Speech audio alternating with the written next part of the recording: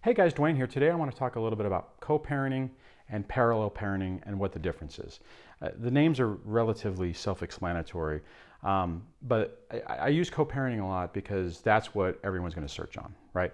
If you're in a high conflict divorce and you're researching information on how to deal with this with a difficult or narcissistic person, you're going to search on co-parenting because that's what you want to do. That's what the goal is. That's what you're trying to accomplish. You're trying to accomplish and set up a co-parenting thing. Well, I've already talked about this before, and what you've probably already noticed is trying to co-parent with a narcissist is impossible. You can't do it. They do not have the capability to do it, and all you're going to do is you're going to beat your head against the wall trying to do that. Okay, so the situation that you're actually dealing with now, then in that situation, is parallel parenting. And you may have heard of that term before, and you may have looked it up. And okay, it sounds the same, right? If co-parenting means you both are working together for the good of your children, making decisions cooperatively in the best interest of your kids to make sure that they, you're not being played against each other, that there's consistency between both houses, and that you're working together to make it better for your kids. And that's what you want to do, right? That's what the goal is. And if you searched on this term, that's what you're trying to accomplish. Now, if you have been unable to do that, if all your attempts to co-parent are being met with resistance or contradiction or all those different things, or or you're being parroted back. If you try to communicate with your ex and you're sending an email, about co-parenting, and they send the exact same email back to you basically saying you need to co-parent, and you're like, what? Wait a minute, did that what I said? You're dealing with somebody with with a narcissistic personality trait, and if you're dealing with that, it's impossible to co-parent. I've talked about that before. So what exactly are you dealing with? You are dealing with parallel parenting, right? Okay, so if co-parenting is both of you working together for the good of your kids, parallel parenting means it's two separate tracks.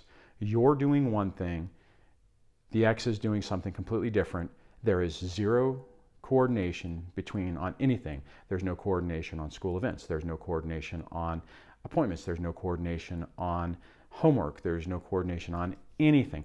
If information is being sent home, it's not being sent, you're not going to get a copy of it. So, okay, the first step, or the first thing you're going to experience on this is you are going to want to co-parent. You are going to want to focus on that aspect of it. And what's going to happen is you are going to beat your head against the wall trying to remind the other person that that's what they're supposed to do. You're going to talk to them or email them or telephone call them or whatever it is to say, look, this isn't the way it's supposed to be. This is bad for the kids. It creates problems. It's a known fact. That type of hostility creates an environment that's not good for the kids. So you try to explain that, and it'll go nowhere. Or what'll happen is they'll parrot it back, and they'll say, yeah, you're right. You need to co-parent because it's bad for the kids. And you're like, well, that's what I just said. And they're like, well, yeah, you need to co-parent. It's not funny, but just the idioticness of it is just, it's mind-blowing. Now, and when you're in the middle of it, it drives you crazy, which is what they're trying to do. That's what the goal is. That's what, they're trying to emotionally deregulate you. They're trying to gaslight you. They're trying to do all those things that get under your skin and let them have control. And typically what will happen is they will co-parent with you if you do everything that they say. If you agree to everything that they want to do, and whether right, wrong, or indifferent, then it's fine, right? But that's not co-parenting. That is, you giving up every opportunity to influence the growth and potential is not really the right word, but the parenting aspect of your kids. Okay, so now that's the first step. The first step is realizing what you're going through, okay? And that's a hard one, right? That's going to take some time. That is going to be a situation that you're not necessarily going to really like. Okay, so then you accept that you're in a parallel parenting situation. The problem with that is it's not good. You know it's not the right way to go, and you know that it's going to cause you problems. My advice to you on this is you have to accept it, because if you don't, you are going to drive yourself crazy, and in the craziness of trying to fix that or facilitate that, or however you want to talk about it, you're not going to make any progress with the narcissist, and you're going to create a stressful and more complicated situation for your kids. So, best bet is when you're in that situation, just recognize it and just shut it. Well, you can't really shut it down, but just realize it, that you're going to do one thing, they're going to do something else, which also means every time you try to set a ground rule on how something's supposed to be done, like whatever, okay, let's say showering every day. You need to shower every night before you go to bed. Well, mommy doesn't make me do it. Our daddy doesn't make me do it. Why do I have to do it? You're going to deal with that. You need to do your homework. Well, mommy does it this way, or daddy does it this way. You're going to have to deal with that. And it's going to feel like somebody's taking their little finger and going dink right in your eye. And it's frustrating.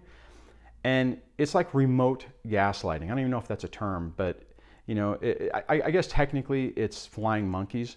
And what's happening is your kids are then the unsuspecting agent of the ex. I mean, it's not that they're sitting there going, okay, this is what I want you to do. You will drive your father crazy. You will drive your mother crazy. I mean, it's not that overt. It's just those little subtle comments that they plant the seed in there. And then whenever your kid is doing the normal kid stuff, they're going to bring that up. I mean, think about it. I mean, that's what, playing mommy and daddy against each other when you're married happens. It just amplifies it and makes it 9,000 times worse when you're dealing in a situation where both parents aren't there and there's no communication, there's no co-parenting, it's parallel parenting, and now they're in a better situation to play both parents against each other, except it's actually worse for the kid because typically it causes frustration and more anxiety and stuff. So your best bet right off the bat is recognize that you're dealing in a parallel parenting situation and accept it, right? Just do what you can on your days.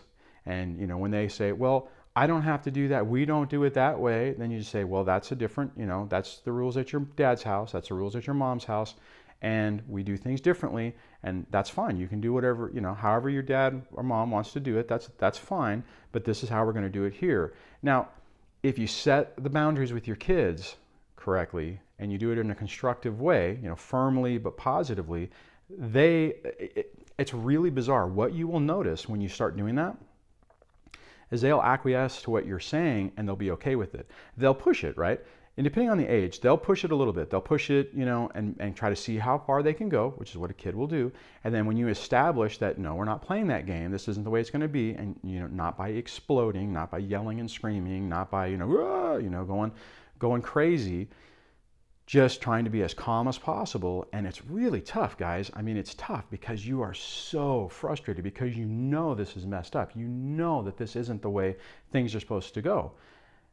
But I'm telling you, the sooner you can accept it, it's really kind of amazing, because the sooner you accept it, the sooner that you realize what you're dealing with and you just kind of baseline on that, things get better with your kids. They understand what your boundaries and what your rules are, and they will conform to them. And they'll push it every once in a while. And as they get older, it gets a little bit better. I have a younger one that still kind of pushes it a little bit, but it's now to the point where, like, even to do this taking a shower thing, it's like, okay, you need to take a shower, but I don't want to. 1, 2, And the sad part, and I'll wrap this up real quick. The sad part with this is that the age group or the growth of your kids is going to be inhibited, right? When they're a certain age and they should be here emotionally, they're going to be here, and it really sucks, but it's just part of what it is. Just set your foundation, set your rules, set your boundaries with your ex, and set your boundaries with your kids, and you will create stability for yourself and for your kids, and things will start getting better quicker. Now I'm going to make a series of videos since we're getting ready to come back into the school season to talk about different I'm going to say co-parenting, but it's really parallel parenting techniques to help you get through the school year and deal with some of these things. So hopefully that'll help you guys out. I know I wish I would have had some of this information back, 3, 4, 5 years ago, and it really would have helped out. So if you have some experiences yourself with this, leave comments below. Would love to hear them. I think it's helpful when other people can share their story and interact with each other on what their experiences are and different techniques that they've used to do that. If you like this video, give it a thumbs up. If you didn't like this video, give it a thumbs down. If you have any comments or suggestions on how I can make this stuff better, you could site message me through YouTube. You just go to to my page and click on Think of the About, and there's a button to send a message. I'm gonna keep making these videos to try to help you guys out to getting through this. So anyways, I hope you're having a good day. I hope the summer has been really good for you guys. I hope you've been able to make some really great memories with your kids, or at least spend some quality time with them. And I will talk to you on the next one. So take care, guys. Bye.